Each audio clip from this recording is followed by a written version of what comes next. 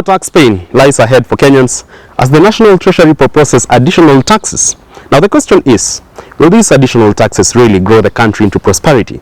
We're going to delve into that question today on yet another insightful edition of Business Glide. Your go-to point on matters, public policy, business and economics at large. And I'm yours truly, Richard Mwanjo.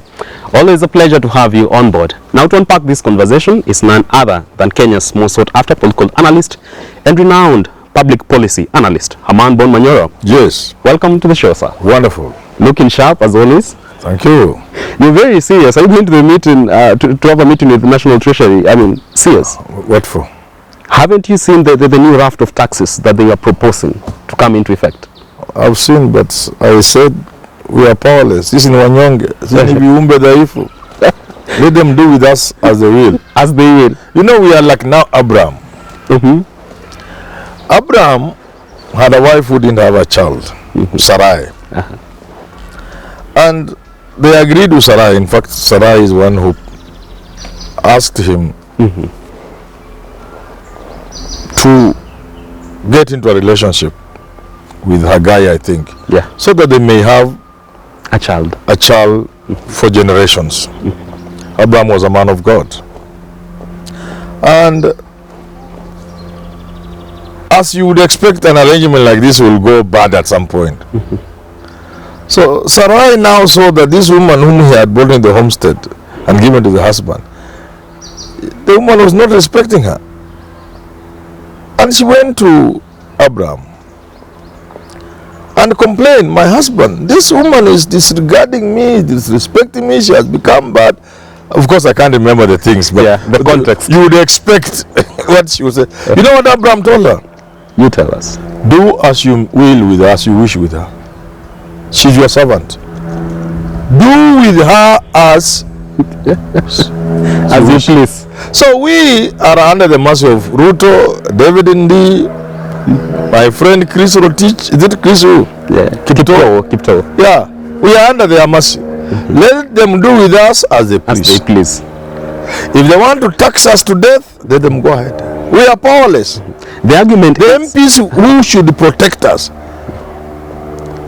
are the same ones supporting these people in passing those laws. I was even telling somebody yesterday somewhere, it's difficult to imagine, leave alone to believe, that members of parliament are going to parliament to discuss a bill, and here there are about 3 or so bills, to bring further taxation. To imagine that that is possible is the foundation of the argument is that every developed country at some point had to undergo radical taxation measures so that they could go into prosperity, citing, for example, Singapore and other developing countries. Would you say that that is actually a conduit we can use to really get to that tier that we've always envisioned? You can't tax people to death. Because the things you want to do as a country, why you need money, you want to do things for the people. You can't kill the same people so that you please them. The president cannot be moving around the country promising people roads and everything else. And then because he needs money, he goes back to the same people and taxes them. You give by the right hand, take by the left hand. Taxation must be reasonable. There are clips doing the round from Churchill and the rest of the people. If any country thought they could tax themselves into prosperity, then it's like trying to lift yourself when you are seated in a bucket of water. You can't. You can. It's not possible. A step ahead. Let me tell you, you know you're an upcoming economist. No. I don't have very kind words to the people who call themselves economists. They should come, I teach them. Look, it is the people who grow an economy. Ultimately, whatever services are offered in a country and whatever goods are in that country must be for the benefit, for the enjoyment of the people of that country. Is that not true? It is true. And it is this provision of the goods and services, the access to the same, and the affordability of the same, that is the economy. You can't translate the economy into anything else. It's about goods and services, the production of those goods, the access to those goods and services, and the affordability of those goods and services is what is the economy. Okay? Sure. That's economics now. So, we have made two fundamental mistakes. The first mistake is we pay people slave wages in this country. So if you don't pay people salaries, you pay them slave wages. Then you proceed to have goods and services. Look at the uptake. An economy like Kenya has less than 30,000 people on mortgage. What does that tell you? Look at insurance. Insurance in this country, people only insure where the law says they must insure. It's not a natural thing. So the uptake of insurance, the penetration of insurance is so low. You get what I'm trying to say? Sure. Those are the measures. We put up houses. Where are the people to buy those houses? Where are the people to rent those houses? We put up wonderful malls, 5-star malls, 7-star malls. When you go there, people are only taking selfies. There's no shopping. You get what I'm saying? Sure. You go to Switzerland, and this is an example, something I've seen. You are rushing to enter a shop because you want to pick back your plane to Kenya. Unfortunately, you are late by a minute. The door is being closed in a shop, a private shop. You want to spend $10,000. You can even show them on the glass window. I have it. They can't open. See you tomorrow. Yes. Here you have shops, there are no people buying things. Why? Poor salaries, slave wages. And number two, over-taxation. You must leave people with disposable income. You must leave people with money to spend. That's the only way you can grow the economy. You get what I'm saying? Sure. If you leave people without money to spend, how can the economy grow? And that's how you must understand taxation. Very well. Going further into the conversation, Kenya, as you know, is a strategic partner of the East African community. And once you're into a community, you really have to share the same vision, even when it comes to conduits to grow your economy. And if you look around, all other member states of the EAC have their value-added tax capped at 18%. And that perhaps informs why the National Treasury proposes a 2% increase from 16% to 18% value-added tax on costs of goods and services. Would you then say that they have a really strong argument to propel that new proposal? They don't. For two reasons. Reason number one, Kenya is the leader in the region. It should set the pace. It should advise its junior members, poorer economies. It should be Kenya advising the East African community about VAT, not pretending they want to fall in line.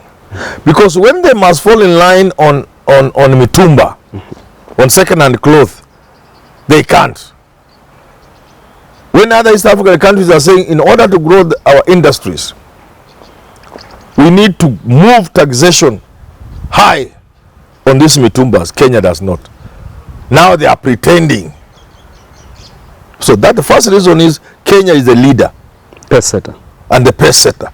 It must be the one to tell people that you people haven't reached where we have reached. When you reach where you have reached as an economy, you know a few things. You could be creating a pool of destitutes. Some of these countries are still operating at a subsistence level. Countries like Burundi are still subsistence economies. People go in the town to work, but their livelihood is derived from the village. Kenya is not like Kenya is a money economy. So they should be the ones to advise the coming economies.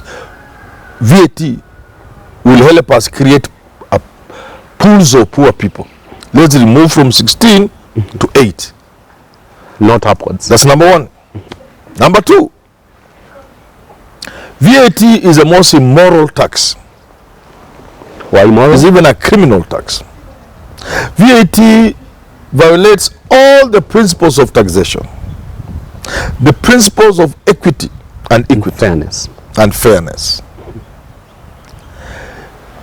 A villager from Lombe who has never seen 1,000 shillings tang January pays the same amount in VAT as the person who stays in Lavington.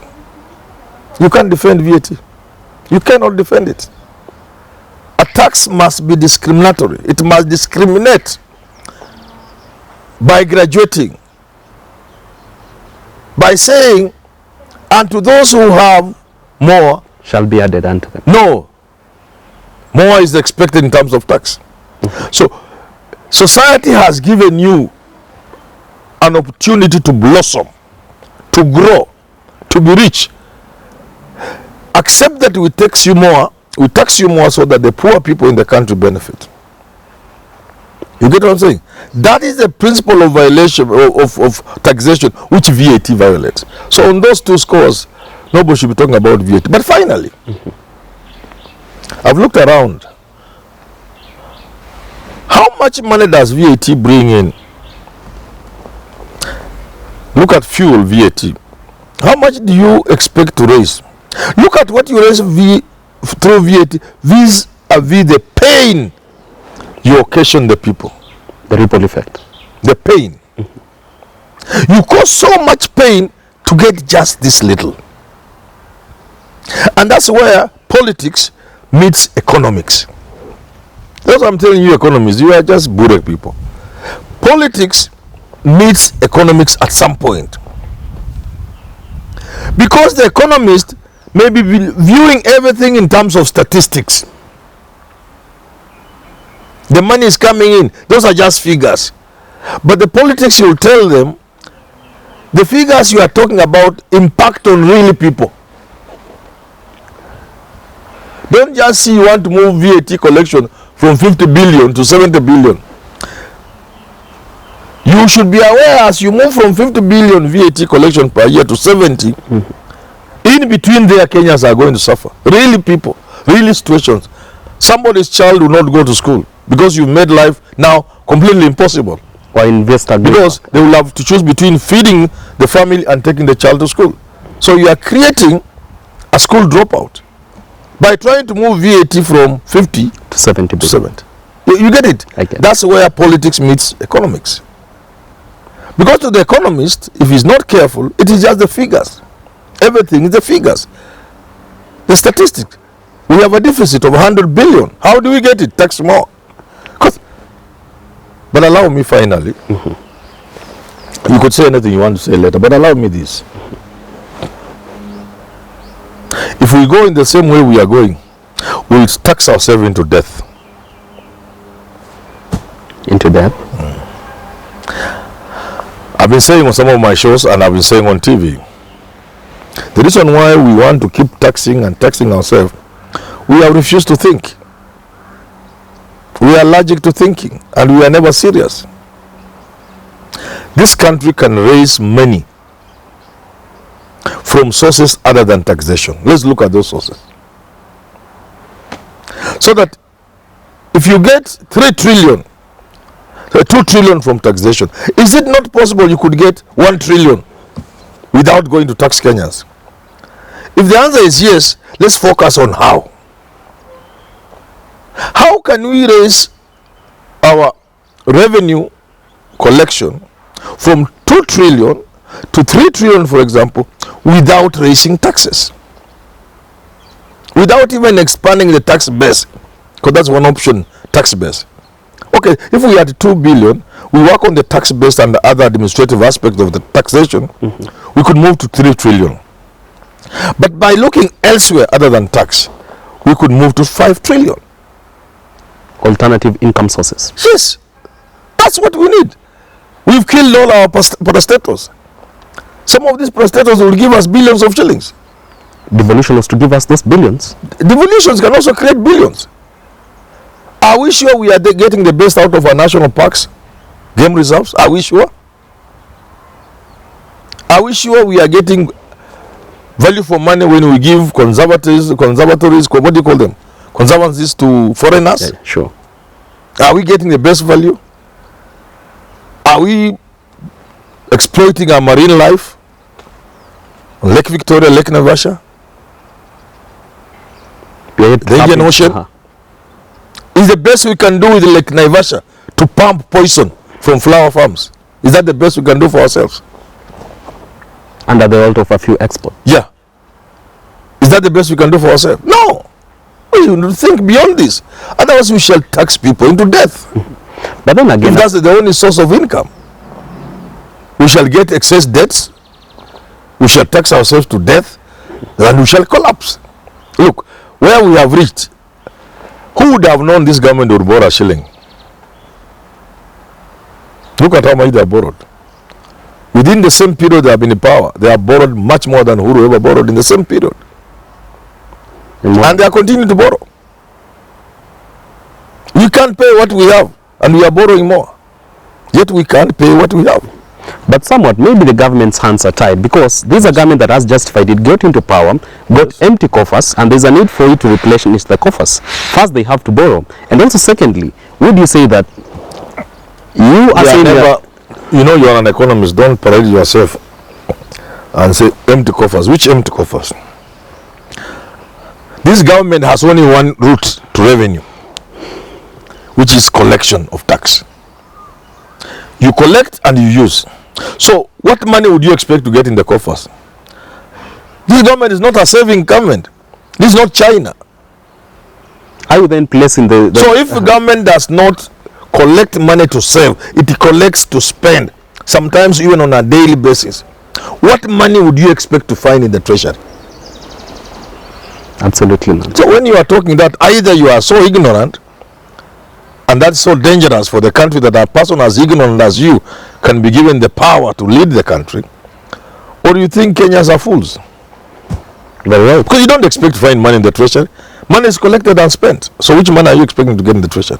From where you stand then. But if you are viewing things the way Manyora is saying, sure, this country must embark on a serious revenue collection away from tax. And the next step is to begin saving. Because you don't know about the future. The country saves, the country invests, and it will cushion them during rainy days. Yes. But then again, before we close this conversation, are you somewhat placing the blame squarely at the doorstep of the government for not being able to really fight the biggest menace this far, that is graft? It's not Manyora saying, it's the government and the World Bank. The government, by its own admission, from the highest office, has told us that we steal about 1/3 of what we collect. And we waste deliberate a serious amount from what is left. You have your answers. It's a waste of time. We are just jokers. But this joking is what will destroy this country. Because you are creating hopelessness. When the people spill into the streets in a revolution, we will ask ourselves, how stupid were we? And is it possible we were not seeing this? How could you steal yourself into a situation where the people had no option but to go into a revolution? It could happen. If the stealing is just done by a handful of stupid people. I call them stupid because if I give you $1 billion today, you and your children, you can't finish that money. Calculate, even using the least interest. Take your phone. How much interest will $1 billion earn you in a day? You can't finish that money. If I just give you $1 billion, so hii pesa ni yako. Na wewe useme staki biashara. Mimi naweka tu kwa treasury bills, bonds, market fixed deposit. Ukule tu watoto ya $1 billion. Kama umekaa $1 billion inabaki tu pale. Uwezi maliza. So a man with $5 billion and is stealing money even from dying people, from children going to school, from pregnant mothers. Kemsa, you saw. What word can you use other than stupid? These are stupid people. The people who are engaged in corruption are getting money they don't even need. If I was caught in corruption, you would understand. Unless Manyora anaona sasa huko mbele giza iko, he's retiring and he has nothing, ameiba kidogo. But a man with 10 billion, primitive accumulation of wealth, and he's still stealing. This is a stupid part. It's actually sick. Let me tell you, the people we allow to steal from us are actually sick people. We need to treat them. These people who steal, they are sick. They're not normal. They're not normal. They just sick. They could be spirits. Explain to me how a young man now, ministers, a young man of 30-something, 40-something. Yes. He already has 3 billion. In the next 10 years, he wants to have 14 billion, 20 billion. He's a sick person. From charcoal to gold, like he's sick. Karume. He's simply sick. If you build a house, how many rooms can it be? We did this calculation one day with Bondo Kalwale on TV, when governors had just come in and they were stealing like anything. And we said, if somebody gave you even $500 million, and you try to live very decent life, that money you can't even finish. We calculated you can buy a house in a decent place. We gave it money. We say you may need 3-4 cars now that you are rich. We gave few top range cars. We said you are a stupid Kenyans, you might need some acres of land in Kitale if you are a Luya, and a house there. We costed it. We costed all these things and we couldn't exhaust 400 million. A young man has 4 billion Kenya shillings. And he wants another 10. How can you describe him? Even stupid does not describe him. He's just sick. He needs to be treated. They say we need to open, and this is very serious. If I became president of this country, I will help Kenyans. I will put up facilities, hospitals, hospitali ya akili.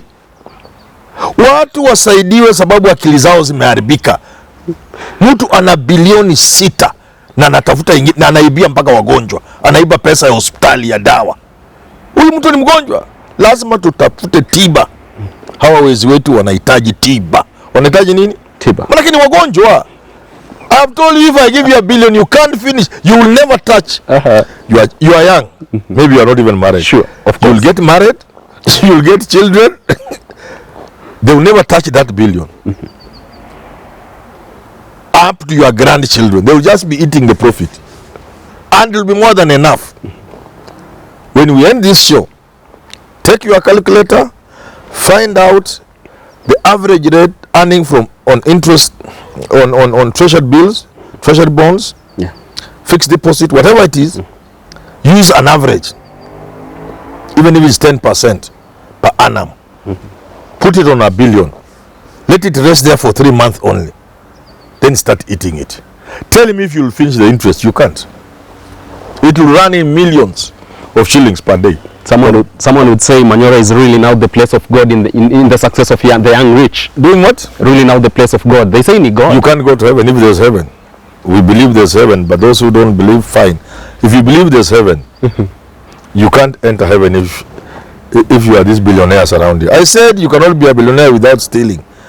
Why? Making $1 billion, earning $1 billion from business.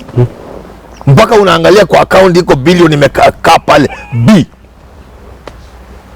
Ile biashara utakuwa umefanya. Genuine business. Look at the people who are dollar billionaires in America. Look at how they have earned their income. These billionaires or millionaires. Which Kenyan is doing that? Integrity in their labor.